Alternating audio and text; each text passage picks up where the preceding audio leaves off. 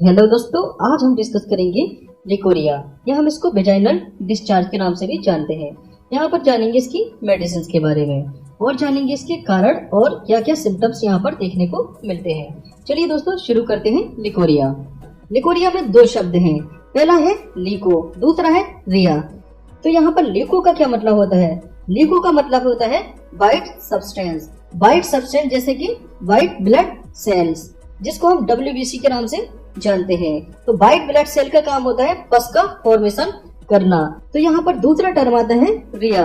रिया का मतलब होता है बहना, या हम इसको डिस्चार्ज या फ्लो के नाम से जानते हैं। तो इसी वजह से इसका नाम पड़ा है वेजाइनल डिस्चार्ज, क्योंकि जो डिस्चार्ज है मतलब ये जो फ्लो है और जो बहाव है वो वेजाइना के अंदर से होता है।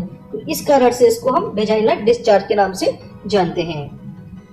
अब यहाँ पर जानेंगे हम इसके कारण के बारे में, किस कारण से लिकोरिया देखने को मिलता है। तो माइक्रो ऑर्गेनिज्म के इन्फेक्शन के कारण यहाँ पर लिकोरिया देखने को मिलता है।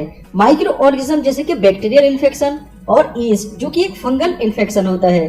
दूसरा वायरल इन्फेक्शन या प्रोटोजोन्स इन्फेक्शन, जैसे कि प्रोटोजोन्स में ट्राइकोमोनास वेजाइनलिस। तो ये माइक्रो ऑर्गेनिज्म यहाँ पर क्या करते हैं, जो वेजाइना या यूट्रस मतलब के बच्चेदानी की जो अंदर की लेयर होती है वो बनी होती है म्यूकस मेम्ब्रेन की। अब ये क्या करते हैं, ये जो है म्यूकस मेम्ब्रेन में इन्फेक्शन फैला देते हैं, मतलब कि इस जगह को देखिए ये इरिटेट कर देते हैं। जैसे ही यहाँ पर देखिए ये जगह इरिटेट हो जाती है, इरिटेट होने के कारण अब यहाँ पर जो म्यूकस ग्लैंड होती है वो म्यूकस सिक्रीट करना शुरू कर देती हैं। अब जैसे ही देखिए यहाँ पर इन्फेक्शन हो जाता है या इन्फ्लामेशन हो जाता है तो हमारी बॉडी का इम्यून सिस्टम यहाँ से जो है WBC का फॉर्मेशन कर देता है। WBC जो कि पस का फॉर्मेशन करती है। तो यहाँ पर देखिए पहला तो म्यूकस प्लस पस यहाँ फॉर्म हो जाती है, पस और म्यूकस। अब यहाँ पर देखिए जो भी इन्फेक्शन होता है, अगर बैक्टीरिया इन्फेक्शन कर रहा है या ईस्ट इन्फेक्शन कर रहा है या वायरल इन्फेक्शन है या प्रोटोजोन्स का इन्फेक्शन है, तो यहाँ पर देखिए तीनों चीजें जो है मिल जाती हैं। कौन कौन सी तीनों चीजें? म्यूकस प्लस पस, जिसको हम WBC के नाम से जानते हैं, प्लस बैक्टीरिया, ईस्ट या प्रोटोजोन, ये जो है डिस्चार्ज के रूप में बाहर निकलना शुरू हो जाते हैं, जिसको हम वेजाइनल डिस्चार्ज या लिकोरिया के नाम से जानते हैं। अब यहाँ पर बात करेंगे इसके कलर के बारे में। तो यहाँ पर देखिए व्हाइट कलर और येलो कलर या ग्रीन कलर डिस्चार्ज देखने को मिलता है। अब यहाँ पर जो है व्हाइट कलर, येलो कलर और ग्रीनिश कलर क्यों अलग अलग दिखाई पड़ता है? अगर यहाँ पर देखिए बैक्टीरियल इन्फेक्शन होगा तो कुछ और कलर होगा, और वायरल इन्फेक्शन होगा या प्रोटोजोन्स इन्फेक्शन होगा या ईस्ट का इन्फेक्शन होगा मतलब कि फंजाई का इन्फेक्शन होगा, तो यहाँ पर कुछ और अलग अलग कलर देखने को मिलेगा।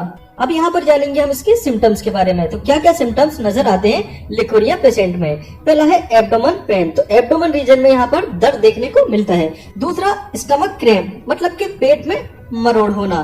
नेक्स्ट आता है वीकनेस, तो ऐसे पेशेंट को जो है वीकनेस सी होती है। नेक्स्ट आता है वेजाइनल डिस्चार्ज, तो यहाँ से म्यूकस, पस और माइक्रो ऑर्गेनिज्म का डिस्चार्ज होना शुरू हो जाता है। नेक्स्ट आता है इचिंग एंड बर्निंग, तो यहाँ पर देखिए इचिंग मतलब खुजली और बर्निंग मतलब होती है जलन। तो यहाँ पर जो पेशेंट होता है उसको पेशाब करने में भी जलन देखने को मिलती है। ओके, अब यहाँ पर बात करेंगे हम इसके मेडिसिन के बारे में। तो कौन कौन सी मेडिसिन का यहाँ पर यूज किया जाता है?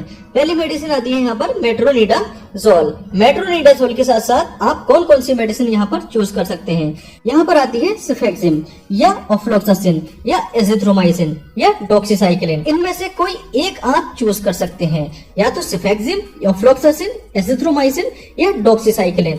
देखिए डॉक्सीसाइक्लिन जो है वो प्रेगनेंसी में नहीं लेनी होती है, क्योंकि वो बर्थ डिफेक्ट करती है। बर्थ डिफेक्ट मतलब कि बच्चे में बेकार पैदा करती है। ओके, अब यहाँ पर बात करेंगे हम इसकी डोज के बारे में। तो मेट्रोनिडाजोल या इनमें से कोई एक टेबलेट ये चलानी होती है सुबह शाम, मतलब कि BD, दिन में 2 टाइम लेनी होती है और लगभग ये 15 दिन तक ये लेनी होती है। उसके बाद बात करते हैं हम यहाँ पर फ्लूकोनाजोल टेबलेट की। ये एक एंटी फंगल टेबलेट होती है, जबकि ये चारों की चारों एंटी बैक्टीरियल टेबलेट होती है। तो यहाँ पर फ्लूकोनाजोल की डोज के बारे में बात करेंगे, ये कैसे लेनी होती है। ये मेडिसिन पर डे 1 लेनी होती है और 1 दिन के इंटरवल में लेनी होती है, मतलब कि 1 दिन, फिर तीसरे दिन, 5वें दिन, 7वें दिन, 9वें दिन और इंटरवल में ये दवा लेनी होती है। या आप इसको 1 दिन या 5वें दिन या 9वें दिन इस टाइप से आप ले सकते हैं। ओके, नेक्स्ट मेडिसिन आती है कैंडिड CL। कैंडिड सीएल ये कैसे लेनी होती है? ये ओरली नहीं लेनी होती है, ये वेजाइना के अंदर जो है इस मेडिसिन को इंसर्ट कर दिया जाता है। तो insertion in vagina for 3 to 5 days, 3 से 5 दिन ये मेडिसिन लेनी होती है। ओके, तो यहाँ पर देखिए कैंडिड सीएल में क्या क्या होता है। यहाँ पर होता है क्लिंडामाइसिन। तो जिन मेडिसिन के अंत में अगर माइसिन टर्म आ जाता है तो वो मोस्टली जो होती है एंटीबैक्टीरियल मेडिसिन होती है। दूसरा होता है यहाँ पर क्लोट्राइमाजोल। तो जिन मेडिसिन के अंत में मोस्टली एजोल शब्द आ जाता है तो वो जो होती है एंटी फंगल मेडिसिन होती है। तो ये जो मेडिसिन है वो एंटीबैक्टीरियल भी है और एंटी फंगल मेडिसिन भी है।